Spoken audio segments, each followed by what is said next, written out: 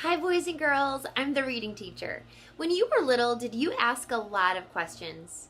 Well, guess what? Good readers ask questions too.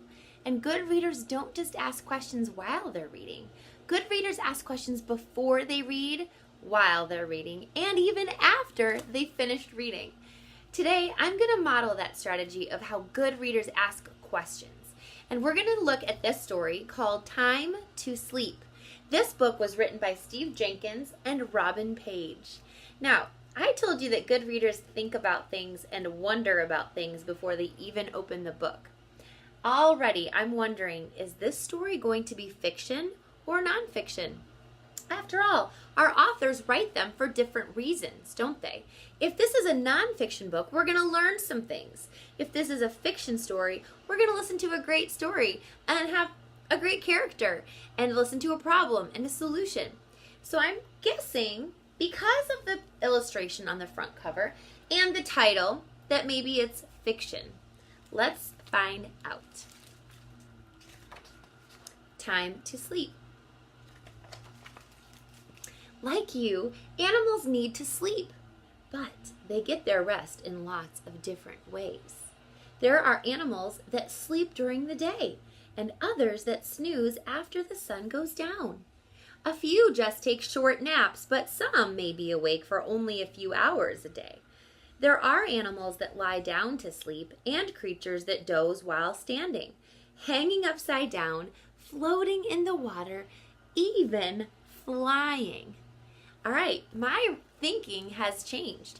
After reading this first page, I am now thinking this is going to be a non-fiction book. Seems like we're going to be learning a lot about how animals sleep. All right. Once I get down here, it's hard to get up. Take a look at this big giraffe. The giraffe sleeps less than 2 hours each day. It can sleep standing up or lying down, curled into a ball. Now, I'm wondering, how does a big giraffe get down on the ground? That's a long way down for a giraffe to lay down on the ground and curl up into a ball and sleep. I wonder if that's the reason that giraffes can also sleep standing up. It's Tuesday already. Snug in its underground burrow, the hairy armadillo snoozes for more than 20 hours a day. Wow, there's only 24 hours in a day, so it's only awake for 4 hours. To stay warm, the red fox sleeps with its long, bushy tail wrapped around its nose, heads or tails. Scoot over, please. Bee eaters line up to sleep. Those at either end, however, stay awake and watch for danger. The birds take turns standing guard, changing places so that every bird gets a chance to rest. I wonder how these birds in the middle know it's their turn to become the watchers, and how these birds let them know that it's time for them to go to sleep. Early warning system. The basilisk falls asleep, balanced on a thin branch that hangs over the water. If a snake approaches, the branch shakes and the lizard wakes up, drops into the water, and swims to safety. I'm wondering, though, there have been times when I haven't woken up, and it's been a big thunderclap outside, or my mom has yelled at me to wake up or shaken me to wake up, and sometimes I am in such a deep sleep that I don't wake up for a while. I wonder what happens if this basilisk doesn't wake up and the snake is slithering down this branch. My foot's asleep. To stay safe from predators, the flamingo sleeps standing in shallow water. As it dozes, the bird conserves body heat by standing on one leg and tucking the other leg into its feathers. From time to time, it switches legs.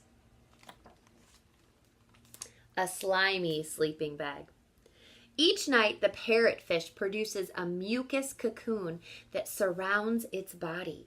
This slimy coating conceals the parrotfish's scent from predators, keeping it safe as it sleeps. Wow, that is fascinating. I wonder if you saw this fish swimming in the water, if you'd be able to see its coating around the fish. I don't know if it's clear or if you could really see it, but I love the fact that it conceals, that means hides, the scent of the fish so predators can't find it. That is interesting. Get the point? Before dozing off, the warthog wiggles backwards into a cave or crevice in the rock. Its sharp tusks face outward as it sleeps. I'm wondering if the reason it faces outward, so the tusks are pointing this direction, if that's to protect it, so that if another animal tried to come into that crevice where the warthog was, it would get poked. Time to get a little fresh air. The green sea turtle sinks to the sea floor to sleep. All turtles breathe air, but the green sea turtle can hold its breath for a long time. Still, after an hour or two, it must wake up and swim to the surface to breathe. This page, I'm wondering, how does it know that it's time to go up to breathe? I'd like to learn more about that, I think. Snoozing on autopilot. The white stork sleeps in flight. Scientists believe it does this by taking a series of naps that last a few seconds each.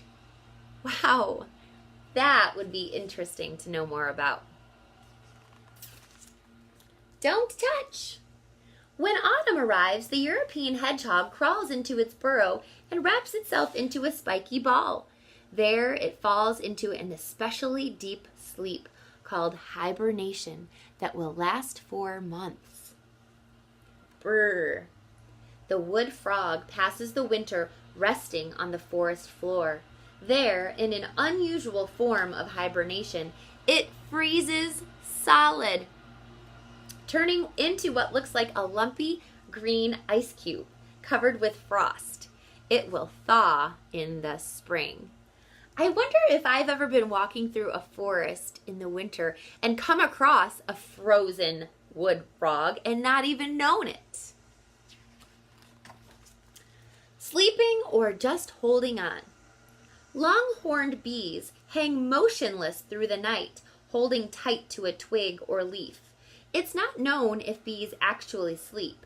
Perhaps they are just resting. I wonder if the reason the long-horned bee is holding on to the end of this leaf is the same reason that the basilisk hangs on to the edge of the branch. So that if they feel an insect on this leaf and they feel the leaf wiggle, they'll wake up and fly away. When you come to a fork in the tree, at bedtime, the koala sometimes wedges itself between the branches of a tree so it won't tumble out in its sleep. It's almost like a little seatbelt, isn't it? Hanging out. The walrus isn't choosy about where it beds down. It naps on the sea floor, sleeps as it drifts along on the ocean surface, or snoozes on the beach. Sometimes it just hangs out, supported by an ice floe and its long tusks. Now, looking at this walrus, I'm thinking that it's a little lazy. That means it doesn't like to get a lot of exercise. It's really kind of big, isn't it? And maybe that's why it sleeps so many places, because it just likes to sleep and it doesn't care where it is. Split personality. Like all mammals, the bottlenose dolphin breathes air. As it sleeps, one half of its brain stays awake to tell the dolphin when it's time to surface and take a breath. The two halves of its brain take turns sleeping. That is so interesting. Sleep tight. Gorillas like to snuggle. Every night they make a big nest of leaves and grass, then gather into a sleepy pile. Where will you fall asleep tonight? So the authors end with a question. Where will you fall asleep tonight? Will you make a nest of leaves and sticks? Will you hang on to an iceberg or sleep in the ocean? Will you make a cocoon around yourself? Will you hide in a cave or crevice? No, we're going to sleep in a comfy bed tonight, aren't we? What I love about the end of this book is that the authors give you more information on all the animals that we've learned a little bit about how they sleep. Now we're going to learn a little bit more about their animals. And you can read that when you check this book out at your library. And it's called Time to Sleep. These authors have also written a few other books. One book is about how animals eat. And another book is about how these animals take baths. Super interesting facts in these books, and ones that you can ask a lot of questions about. Did you notice how I was wondering while I was reading? When a question pops into your mind while you're reading a story, let your brain ask the question. Stop and let your brain ask the question and see if you can answer it later on in the text. Boys and girls, I hope that you have a great day, and thank you for joining me at The Reading Teacher.